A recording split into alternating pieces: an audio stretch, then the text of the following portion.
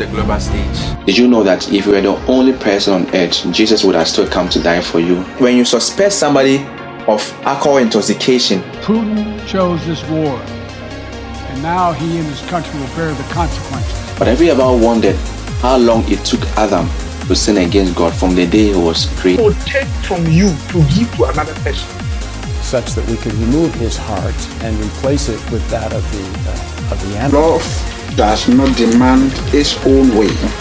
My goodness. Welcome to the global stage. Hello, welcome to the global stage. Jesus Christ is the same yesterday, today, and forever. Today we want to discuss a very important subject with you titled Transhumanism, the ultimate destructive tool of eugenics. And this may be the first time you are hearing such a word called transhumanism. You know, we are at a time in the realms of the spirit with respect to our world where we need to be very careful about the kind of labels and association we join. And the idea and the realization of transhumanism will usher our world into a new era, like they say, a new world order. And this new world order that is coming will be different from what we know presently. But one thing is for sure, transhumanism will be the bane of Christianity and the bane of humanity. And to discuss this all-important subject with me, I have again my co-host in the person of Brother Abiro. Welcome, sir. Thank you very much for having me here. It's an honor to have a discussion concerning this topic again. And it's always a pleasure to know that people are encouraging us and then watching our videos, and then all we seek to do is to have this education. The little we know, the Spirit of God has blessed us with, they will also get to know, and then they can also give us contributions. And all I want to say is that we are so happy with what the feedback they are giving us and all we've been getting concerning the videos we have posted so far. All right, thank you so much. So this may be the first time you are hearing a term like transhumanism or eugenics, and today we want to unveil to you what is happening in the dark so that you'll be aware of what is happening. And before we do that, let's watch this introductory video. I'll be right back. Arbitrary, I think it has to mean defined by our genes, because that's what separates us from other species. So if our genes then lead to a certain kind of brain development, a certain ability in the range of visual acuity, of auditory perception, which are limited by the way our genes have built us, then when we start talking about directly altering those genes to give us abilities beyond that, or implanting devices, or doing some of the re-engineering of the human body or brain that allows us to have perceptual and cognitive and emotional ranges beyond that of any human being, then we can talk about transhuman. So wearing contact lenses doesn't really make you transhuman. Kevin Warwick is a British scientist who's known for being one of the world's first cyborgs. Cybernetics is all about humans and technology merging together. So as far as transhumanism is concerned, it's upgrading humans by linking with that we can improve man in all imaginable respects. Transhumanism is the idea that man is merging with technology. Transhumanism is a term used for a broad range of ideas that technology is greatly enhancing human capabilities. This means everything from bionic limbs, brain implants, artificial intelligence, to even someday uploading our minds to the internet. And we have already a symbiotic relationship with our technology. All right, welcome back. So I want to ask you, Brother Abiro, what do you think about our current world and where it is heading as far as transhumanism is concerned, per the video you just watched? It's a bit disturbing just to know that people only hear words without knowing the actual meaning behind all the brandings and then the words we've been hearing. Sometimes we think it is a development, but it is not. It is not. Looking at the video we just watched, it may sound something positive, but this is not something positive. All right. It has a whole lot of physical implications and spiritual implications that we need to have a very serious. That's very true. You know, when you watch that video, the whole idea and the purpose of transhumanism for them is to overcome human limitations and also improve human life, as per the video we watched. But like you said, when people don't have deeper understanding of certain things, they make themselves victims. And so before we go into the details of what we are talking about, we want to define certain terms we'll be using along the lines of our discussion, so that as we use these words, you really understand what we mean. And the first word you'll be hearing from our lips or from the videos you'll be watching is the word elite. So I want to define for you who an elite is. So an elite simply means someone of a high birth or social status or position. Someone representing the choicest or most select of a group. It also refers to a special group or social class of people with superior intellectual, social, and economic status. And personally, I refer to the elite as the strong and powerful in the society. That is my definition for that. Now, the other definition we talk about is eugenics.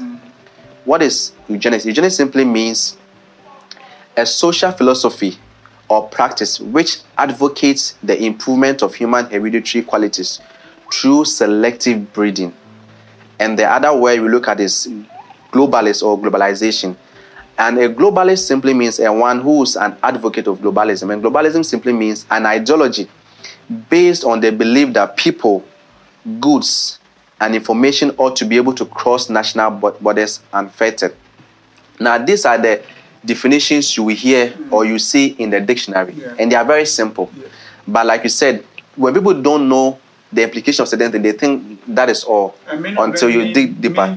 Many of them, on the surface, it is something, the meaning of it is very positive. Very positive, exactly. Yes. Very, very positive. Now, the main definition we want to look at is transhumanism, because that is our main topic. Now, I want to define transhumanism for you. Transhumanism simply means the social or philosophical movement devoted to promoting the research and the development of robust human enhancement technology. And it says such technology will increase human sensory reception and emotive abilities or cognitive capacity, as well as radically improve human health and extend human life. It also says that it also a belief or theory that the human race can evolve beyond its current physical and mental limitations, especially by means of science and technology. What do you think about the definition I just gave concerning transhumanism? Yes. Especially when it says, especially by means of science and technology to improve human life. To improve human life. The one thing that I always think about when I come across things like this, because human life cannot be improved or upgraded as people are thinking about. Human life is best discovered. And you know, in the definition, there's a phrase like to extend human life. Yes. And the human life, when we are talking about human life, it is not man that can extend human life. God first of all created man, and he gave man a supernatural life that cannot die. That cannot die. Okay. So it is not in the hands of man to extend human life. Though we sometimes have to put effort to make sure that things we do around us, things we eat, improves, and it doesn't give us sicknesses that will end our lives prematurely. But what they are talking about, they are trying to compare the extension of human life to an external life. An external life, internal life. Yes. And it is not in a human hand to do that. To extend human life in that manner. Very true. Yeah. You know, like you said, when you look at the definition, it says to extend human life. It means to improve human health. The question is, who doesn't want it? So it sounds nice. Yes. It sounds nice to the human person. Yes. But this is where we need to be very careful when it comes, because the definition is so stretched that the ordinary man wouldn't really understand the implication when they say to extend human life or to upgrade human life. What do they mean by that? Yes. And you really have to look beyond the verbosity of the definition of these terms to really understand the implication of what they are talking about. Because when you dig deeper, you look at what we call the fine print. That is where you really understand what the definition of transhumanism really is. Because when you look at the surface of just definition we just mentioned to you, it may sound something positive, like we rightly said. But when you dig deeper, you begin to identify what we call the fan lines, and you can really tell what they mean by transhumanism. Now, the first man, we talked about eugenics, the first man to bring that word was Julian Huxley. He is regarded as the father of eugenics, and eugenics was actually the brain behind the Nazi Germany in the 1940s, when they began to annihilate the Jews, and not only the Jews, the Gypsies, even the Jehovah's Witness people. They were also part of it, because these people realized that no, we need to categorize people in different groups. So they decided to become the gods of the society. So they look at you and say, you are fit to live. This person is not fit to live. So they classify human beings according to their intellect, according to the way they looked. And they decided that we think that this person is fit to live in the society, this person is not fit to. So let's annihilate this certain class. And those they targeted were the Jews. And Hitler wasn't alone. He was just the frontier of the whole operation. But behind him, Julian Huxley and the idea of eugenics, which today is the modern term is transhumanism, because transhumanism is actually a cover-up for eugenics. And so eugenics nowadays has a negative connotation, just like colonization. But because these guys are very smart, they are using the word transhumanism, which sounds nicer. You get me? So eugenics is actually the old term for transhumanism in our day. So when you hear transhumanism, don't be so happy to think that because it means to improve human life, to extend human life, so it is something positive, because it is the same thing. There's nothing. Yeah. So eugenics, so transhumanism is actually the survivor of eugenics. You see. So we have to be very careful about the kind of labels we enter and we join ourselves with. And even to look at it, talking about enhancing human life and then upgrading human life. The question is, with what? With what? And are they able to tell us the implications? How positive will it be? So, and this studying all these people who are behind all these things, studying what their track record, they never loved man. So how are they doing all these things? All these things to improve human life. You see, so like I said, transhumanism is the survivor of eugenics, and these guys form cults. So they classify human beings according to what they think is fit. So if you are fit to live, they let you live. If you are not fit to live, they let you die. And so the same idea has been carried on from generation to generation. That means they're creating their own breed. Exactly. So and in our day we have transhumanism, but it's the same thing called eugenics. Just that the term has changed. They are just playing with languages. But we want to find out from you who is the brain behind this thing. Because, sometimes people think that, like we said from the definition, to extend human life is something wonderful. To improve human health is something wonderful. But one of the things we need to look at, as Pastor has always been saying, is that what is behind, who is inspiring the ideas people have in their mind? That is something that we really need to look at. Because we need to understand that this transhumanism is not something new. It is not 21st century discovery or those 20th century discovery. This is something as old as Genesis. And all these things can be traced back to Genesis. And one thing that we need to also understand is that anything that is really positive to help man, and we mean to help man, can only come from God. And anything with negativity can only come from Satan. Okay. So we are not just saying this to say that Satan is behind transhumanism or something. But this is something that happened in Genesis. And I would like us to look at Genesis chapter 6. Genesis chapter 6. Yes, when transhumanism began.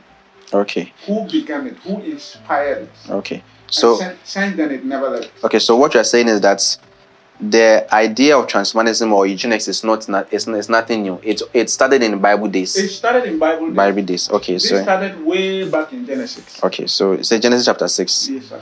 Okay.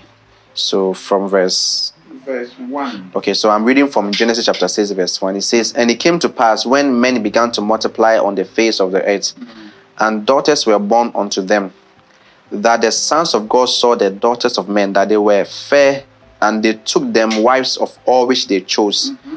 And the Lord said, my spirit shall not always strive with men, for that he also is flesh, yet his days shall be 120 years. There were giants in the earth in those days, and also after that, when the sons of God came unto the daughters of men, and they bare children to them, the same became mighty men which were of old, men of renown. We have to underline this. And then verse 5. Verse 5, it says, and God saw the wickedness of man was great in the earth, and that every imagination of the thought of his heart was only evil continually. And it repented the Lord that he had made man on earth, and it grieved him at his heart. Thank you. You know, when we read from verse 1, it talks about how it all happened. When people began to multiply, and Satan crept in with his idea of polluting. Transhumanism is simply changing man into another thing. Satan began polluting the human race. And how did he start with it?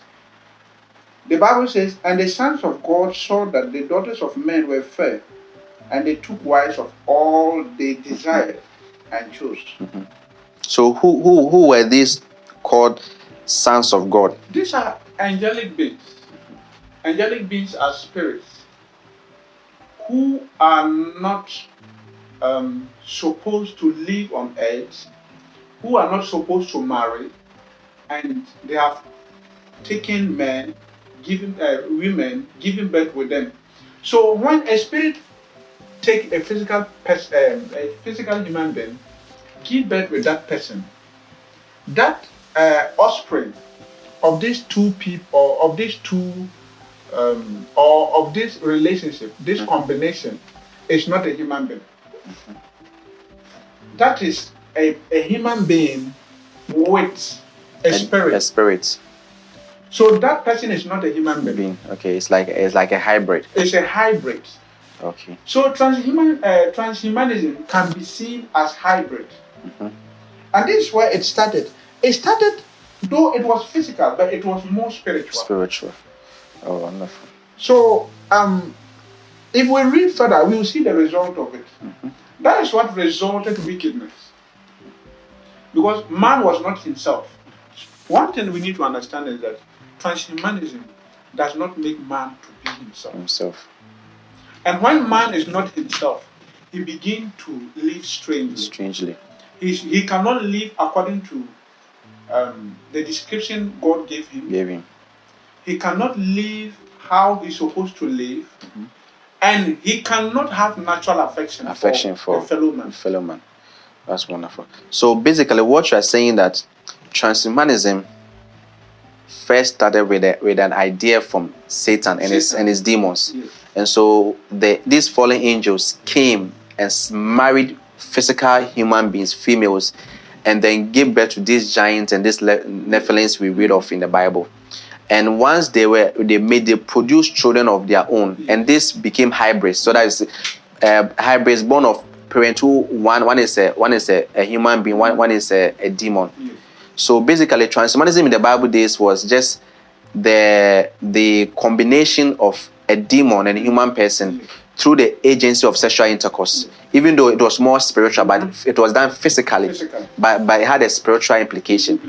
Even more than the physical implication. Okay. And if you look at it carefully, you realize that the result of their offspring are almost the same of the results that these people are trying to do in our day. Yes. Wonderful. Because those giants they gave birth to were more intelligent. They were strong. Yeah. They were durable. They can stand any weather. And that is what these people are trying to do in our day. Yes. All right. So the purpose, so the personality behind this idea is Satan. The Satan. And then he's now inspiring men in our days to do the same thing, even though it is true, like we read from the definition, through science and technology. But in Bible days, through sexual intercourse. Yes. So it was to corrupt the human race. So my question is, why does Satan want to corrupt the human race? You see, the intention is always something. Satan began all from Genesis to corrupt the human race. Simply, number one, Satan didn't want a godly seed. A godly seed. Continue. I think that scripture, godly seed, that scripture is in Malachi. I want to look at that scripture for a minute. Where you just mentioned a very important term, a godly seed. Yes. That is in Malachi chapter 2, verse 15. Let me read from verse 14. Okay. Talking about marriage. He said, "Yet ye say," I'm reading from King James, "Wherefore, because the Lord had been witness between thee and the wife of thy youth, against whom thou hast dealt treacherously, yet is she thy companion and the wife of thy covenant. And did not he make one? Yet he had the residue of the Spirit. Wherefore one, that he might seek a godly seed." So what you are trying to say, that the reason God brought in marriage was to seek a godly seed. And the reason why Satan also tried to pollute the human race is to prevent the godly seed. Okay. It is very important because it is through the godly seed that salvation will come to man. Okay. So Satan has always been at it.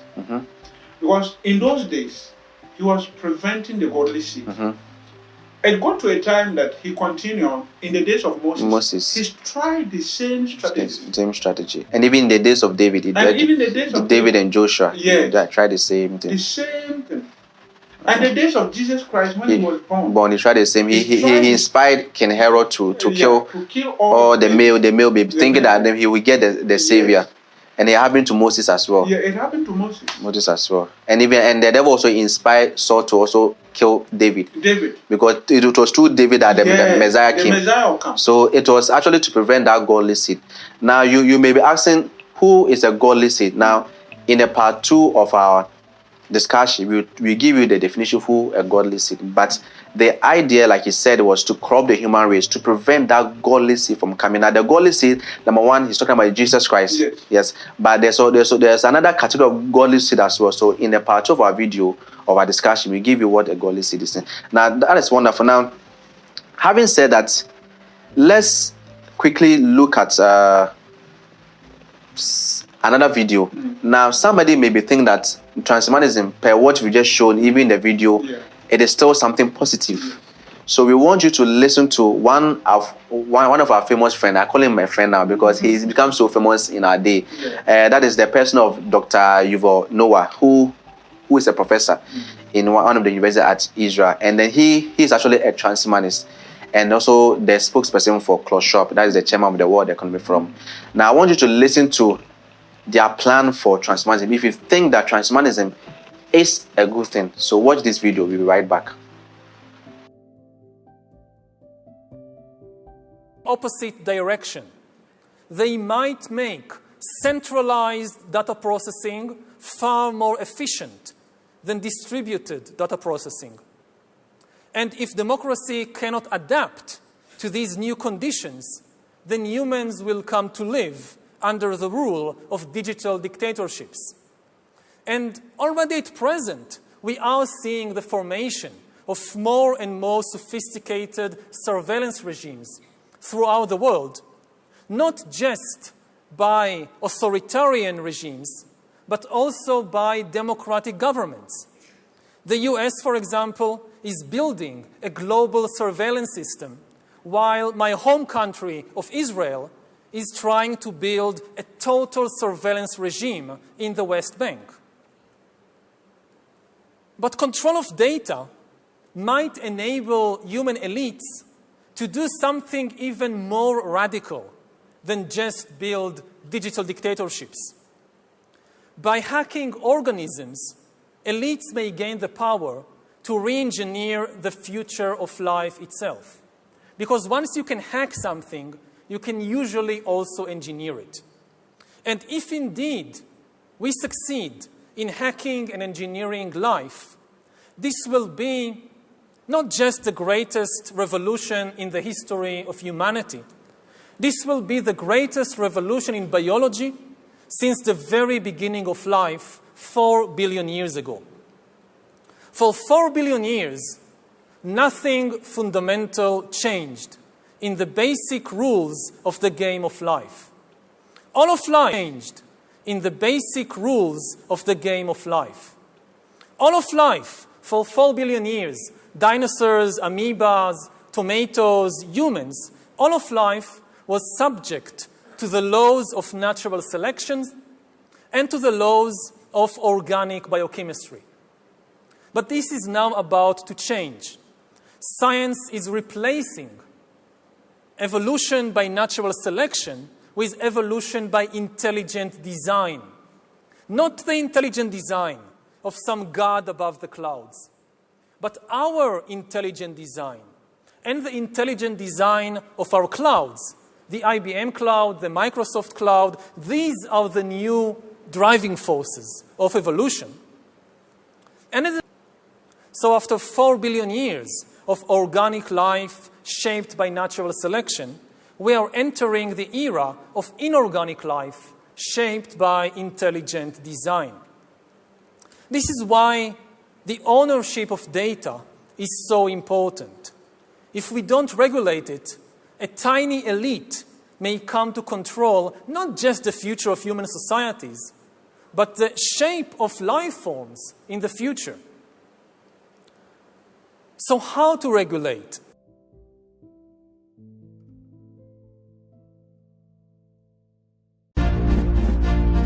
The global stage.